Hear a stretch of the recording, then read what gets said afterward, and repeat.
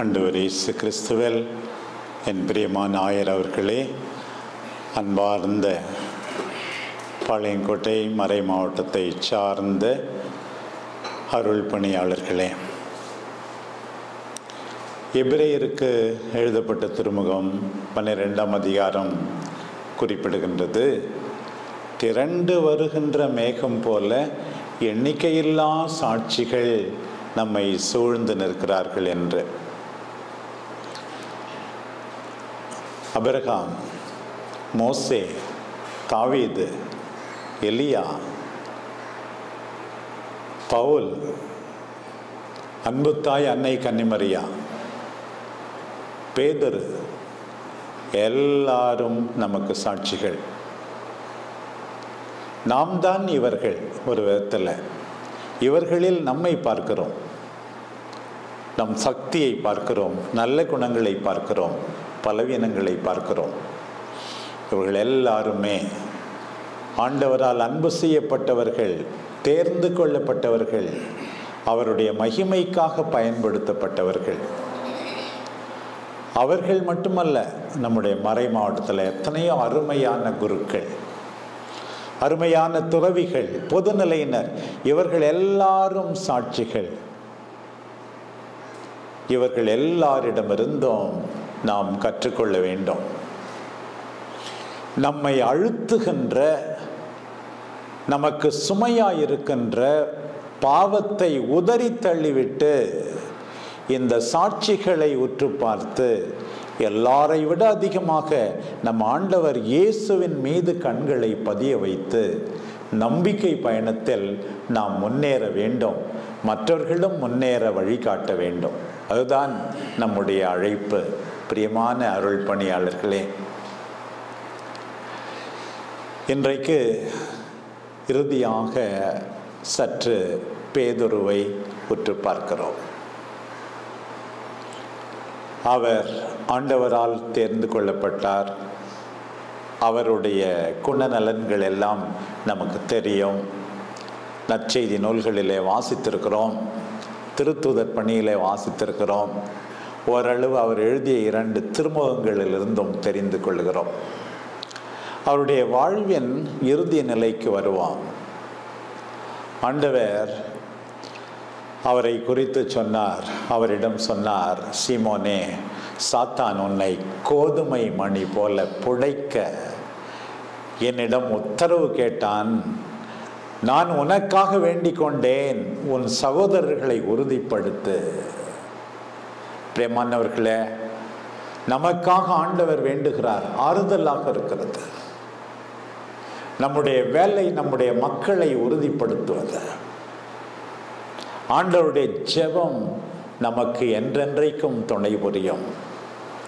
சீமோனுடைய பலவீனம் ஆண்டவருக்கு தெரியாமல் இல்லை. சீமோனே, நீ என்னை மறுதலிப்பாய், 1 முறை அல்ல 3 முறை. மார்க் 14:29 வாசிக்கிறோம். சீமோன் சவால் விடுகிறார். எல்லாரும் போயிட்டு ஓடி போயிட்டாலும் நான் ஓடி போய் விட மாட்டேன் ஆண்டவரே, எல்லாரும் ஓடிட்டாலும் நான் ஓட மாட்டேன் அப்படின்றார். ஆனால் நிகழ்ந்தது நமக்கு தெரியும். ஒரு வேலைக்காரிக்கு பயந்து கூட சீமோன் ஆண்டவரை தெரியாது என்று சொல்லுகிறார். லூக்கா நற்செய்தி 23:61 என்ன வாசிக்கிறோம் பாருங்கள். மறுதலித்தார். ஆண்டவர் சீமோனை உற்று பார்க்கிறார். உள்ளம் வெதும்பி அழுகிற சீமோன், என் நல்ல ஆண்டவரை தெரியாது என்று நான் சொல்லிவிட்டேனே என்று அழுகின்றார் சீமோன். ஆண்டவர் இந்த சீமோனையும் ஏற்றுக்கொள்ளுகிறார். பாருங்கள், சீமோனை பற்றி நாம் வாசிக்கிறோம். யோவான் 20 மரிய முதலே நான் வந்து காலியான கல்லறையை பார்த்துவிட்டு ஓடிப்போய் சீமோனிடமும் யோவானிடமும் சொல்லுகிறார். உடனே அவர்கள் இருவரும் வந்தார்கள், வேகமாக வந்தார்கள். யோவான் முதலில் வந்தார், காலியான கல்லறையை பார்த்தார், நம்பினார். ஆனால் சீமோன் நம்பியதாக அங்கே எழுதப்படவில்லை. என்ன மனத்திலே குழப்பம் இருக்கிறது. என்ன செய்வதென்று தெரியாமல் தத்தளித்து கொண்டே இருக்கிறார். சீமோனுக்கு ஆண்டவர் காட்சி கொடுத்தாரா? லூக்கா நற்செய்தி 24:34 சொல்லுகிறது. 24ஆம் அதிகாரம் 34வது வசனம். ஆண்டவர் சீமோனுக்கும் தோன்றினார். அதனுடைய உள்ளடக்கம் நமக்கு தெளிவாக சொல்லி இல்லை. பெண்கள் வந்து சொன்ன போது பிதற்றுகிறார்கள் என்றார்கள். ஏன் எம்மாவூஸ் சீடர்கள் வந்த போது கூட அவர்கள் நம்பவில்லை. ஆனால் சீமோன் தனியாக உயிர்த்த ஆண்டவரை பார்த்திருக்கிறார் என்று கேள்விப்பட்ட உடனே ஆண்டவர் உண்மையாகவே உயிர்த்து விட்டார், அவர் சீமோனுக்கு தோன்றினார் என்று பலகீனமான இந்த சீமோனின் சாட்சியத்துக்கு மற்றவர்கள் செவி கொடுத்ததாக நாம் வாசிக்கிறோம். தனியாக 2 பேரும் பார்க்கும்போது என்ன நடந்திருக்கும்? இயேசுசாமி சீமோனை இறுக கட்டி பிடித்து தழுவி இருப்பார். ஒன்றுமே பேசியிருக்க மாட்டார். நீ யார் விட்டுட்டு போனாலும் போகமாட்டேன்னு சொன்னியே, உமக்காக சிறைக்கும் சாவுக்கும் ஆளாக நான் தயாராக இருக்கிறேன் என்று சொன்னாயே சீமோனே, இருந்தாலும் 3 முறை மறுதளித்தாயே, தெரியாது என்று சொன்னாயே. அதே நேரத்தில் உன் கண்ணீரை நான் கண்டேன், நான் ஒன்றும் பேசவில்லை, போதும். மௌனமாக 1-to-1 சந்திப்பு. சீமோனை ஆண்டவர் கண்டார், ஏற்றுக்கொண்டார். இப்போது மீண்டும் 6 பேரோடு சந்திப்பு, திரளான மீன்கள். இங்கே யோவானை விட ஃபாஸ்டா உயிர்த்த ஆண்டவரை நோக்கி போகிறார். அங்கே யோவான் ஃபாஸ்டா வந்தார் ஃபர்ஸ்ட். இங்க கடல்ல குதிச்சு ஆண்டவரிடம் போகிறாரே பாருங்கள். அப்போது ஆண்டவர் கேட்டது, யோனாவின் மகனாகிய சீமோனே, இவர்கள் எல்லாரை விட என்னை நீ அதிகமாக அன்பு செய்கிறாயா? ஆண்டவர் கேட்கிறார். இன்றைக்கு இந்த தியானத்தின் நிறைவிலே ஆண்டவர் நம்ம எல்லாரையும் பார்த்து கேட்கிறார், ஒவ்வொருவரையும் பார்த்து கேட்கிறார். அப்பா பேரை சொல்லி கேட்கிறார். பாளை மரமாவட்டத்தின் குருவாகிய உன் பெயரை சொல்லி உன்னை பார்த்து கேட்கிறார். இவர்கள் எல்லாரையும் விட அதிகமாக நீ அன்பு செய்கிறாயா? மீன் பிடிக்கிறவனே, மனிதரை பிடிப்பவன் ஆக்குவேன் என்று சொன்னேனே, இன்றைக்கு மீண்டும் மீன் பிடிக்க வந்திருக்கிறாயே, உன்னை பார்த்து நான் கேட்கிறேன். இவர்கள் எல்லாரை விட, பாளை மறை மாவட்டத்தில் இருக்கிற மற்ற துறவிகளை விட, பொதுநிலையினரை விட, ஏன் திருமுழுக்கு பெறாதவர்களை விட நீ என் மீது அதிகமாக நம்பிக்கை வைத்திருக்கிறாயா? சொல், இப்போது சொல். நான் உன்னை மன்னித்து விட்டேன், உன்னை ஏற்றுக்கொண்டேன். என் ஆட்டுக்குட்டிகளை மேய் என்கின்றார் ஆண்டவர். கம்பேரிசன், எல்லாரை விட. நம்முடைய தமிழ் விவிலியத்திலே கீழே வந்து இவர்கள் எல்லாரை விட என்பதை விட இன்னொரு மொழிபெயர்ப்பையும் ஏற்றுக்கொள்ளலாம். இவை எல்லாவற்றை விட, இந்த மீன்களை விட, இந்த பொருட்களை விட, எல்லாவற்றை விட நீ அன்பு செய்கிறாயா? இன்னைக்கு நம்ம தியானம் பண்ணா போதாது. அன்பார்ந்த குருக்களே, எதையோ விட்டு விடணும். அந்த பணத்தை விட, அந்த வண்டியை விட, அந்த பொக்கிஷத்தை விட, அந்த நகையை விட, அந்த பெண்ணை விட, அந்த மனிதனை விட, அவற்றின் மீது உனக்கு இருக்கிற பற்றை விட என் மீது அதிகமாக பற்று இருக்கிறதா? ஆண்டவர் கேட்கிறார். எல்லாவற்றை விட, எல்லாரும் என்னை அன்பு செய்வதை விட, எல்லா பொருட்கள் மீது உனக்கு இருக்கிற பற்றை விட என் மீது அன்பு இருக்கிறதா என்று கேட்கிறார். அன்பு செய்கிறேன் என்று சொல்வது பெரிதல்ல. உண்மையாகவே எதையெல்லாம் விட வேண்டும் என்று இந்த நாட்களிலே ஆண்டவர் உணர்த்தி இருப்பார். பாருங்கள், இவற்றையெல்லாம் விட்டுவிடு, பிறகுதான் நீ என்னை அன்பு செய்ய முடியும், அன்பின் அடையாளமாக என் மக்களை வழிநடத்த முடியும் என்கிறார் ஆண்டவர். முதலில் கிரெடிபிலிட்டி, நம்பகத்தன்மை. பாசமான குருக்களே, நம்பகத்தன்மை இருக்க வேண்டும். வேலை செய்யறது பெருசல்ல, வேலை செய்ய உனக்கு அருகதை இருக்கிறதா என்று ஆண்டவர் கேட்கிறார். கம்பாரிசன். எல்லா மக்களை விட அதிகமாக நீ என்னை அன்பு செய்கின்றாயா? இந்த பொருட்கள் மீது உனக்கு இருக்கிற அன்பை விட, ஆட்கள் மீது இருக்கிற அன்பை விட, உன் குடும்பத்தார் மீது இருக்கிற அன்பை விட, உன்னை என்னிடமிருந்து பிரிக்கிற அத்தனை மீது இருக்கிற பற்றை விட என் மீது அதிகமாக பற்று இருக்கிறதா, பாசம் இருக்கிறதா? ரெண்டாவது தடவையும் மூணாவது தடவையும் நல்ல வேலை இந்த கம்பாரிசனை இயேசு சாமி கொண்டு வரல, சும்மா கேட்டுறார். முதல் தடவை மட்டும்தான் அப்படி, அது மேலே இருக்கிறத விட என்ன. ரெண்டாவது தடவை என் ஆடுகளை மேய். மூணாவது தடவை வருத்தமாக இருக்கு, என்ன திருப்பி கேட்குறீங்க?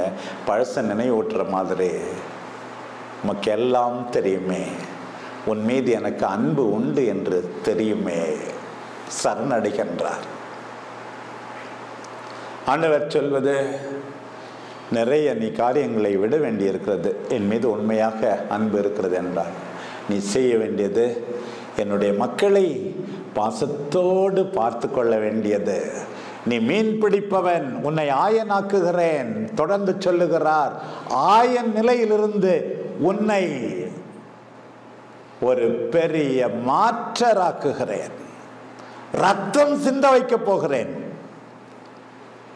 From fisherman to shepherd, from shepherd to martyr.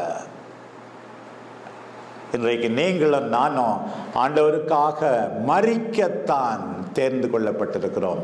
ஆண்டவர் மிக தெளிவாக சொல்லுகிறார். நீ இளைஞனாய் இருக்கும்போது உனக்கு பிரியமான இடத்துக்கு போனாய், வேறொருவன் உன்னை கட்டி இழுத்து செல்வான். வயது முதிரும் போது நீ கைகளை விரித்து கொடுப்பாய். சொல்லியிருக்கு, அவர் எத்தகைய மரணத்தால் தம்மை மகிமைப்படுத்த வேண்டும் என்று இதை ஆண்டவர் சொன்னார் என்று. நம்முடைய வாழ்வு மரணம், ஒவ்வொரு மணித்துளி வாழ்வு. தம்முடைய இரக்கத்தினால் எத்தனை நாட்கள் ஆண்டவர் விட்டு வைக்க போகிறாரோ தெரியவில்லை. ஆண்டவரை மகிமைப்படுத்துகின்ற வாழ்வு, ஒவ்வொரு நாளும் அவருக்காக சாகின்ற வாழ்வு. ஆண்டவர் அப்பத்தை பிட்டார், நாமும் ஒவ்வொரு நாளும் பீடத்திலே பிடுகின்றோம். பிடுதல் என்றால் என்ன அர்த்தம்? நொறுக்கப்படுகிறோம் என்ற அர்த்தம். இதை வாங்கி உண்ணுங்கள், இதை வாங்கி பருகுங்கள் என்றால் என்ன அர்த்தம்? என்னுடைய நேரம், உழைப்பை எல்லாவற்றையும் எடுத்துக்கொள்ளுங்கள் மக்களே, பாளை மறை மாவட்ட மக்களே, எல்லாம் நான் உங்களுக்காகத்தான். இதை என் நினைவாக செய்யுங்கள். ஒரு பூஜாரி செய்வதை நாம் அங்கே செய்யவில்லை. எப்படி எவ்வித மிச்சமும் என்று ஆண்டவர் தம்மையே கொடுத்தாரோ அதே போல கொடுக்க தயாராயிருக்கிறோம் என்ற அர்த்தம். இதெல்லாம் சொல்லிவிட்டு ஆண்டவர் சொல்லுகிறார், நீ என்னை பென்சல். மீண்டுமாக அழைப்பு, தியானத்தின் நிறைவிலே பிரியமான குருக்களே, இன்றைக்கு அழைப்பு, நீ என்னை பென்சல். மரணத்தால் மகிமைப்படுத்து, துன்பத்தால் மகிமைப்படுத்து, என் மக்களை பாசமாக பார்த்துக்கொள். எப்படி பாசமாக பார்த்து கொள்வது என்பதை இன்றைய முதல் வாசகத்திலே வாசிக்க கேட்டோம். தாட்சியோடு, அகங்காரத்தோடு அல்ல, அவர்களை மதித்து அவர்களை பார்த்துக்கொள். எடுத்துக்காட்டான வாழ்க்கை வாழ்ந்து அவர்களை பார்த்துக்கொள். Your life speaks louder than your words. உன்னுடைய வாழ்க்கை உன்னுடைய வார்த்தைகளை விட சத்தமாக பேசுகிறது. அதை மறந்து விடாதே. எடுத்துக்காட்டாக வாழ்ந்து, அப்போதே உனக்கு வெற்றி வாகை கிடைக்கும். எப்படி மந்தைகை முகமலர்ச்சியோடு, தாட்சியோடு, பிரமாணிக்கத்தோடு, இன்றைக்கு சபை மன்றாட்டிலே கூட அதுதான். நாம் எல்லாரும் ஆண்டவருடைய ஊழியர்கள், நாம் எல்லாரும் கண்காணிப்பாளர்கள்.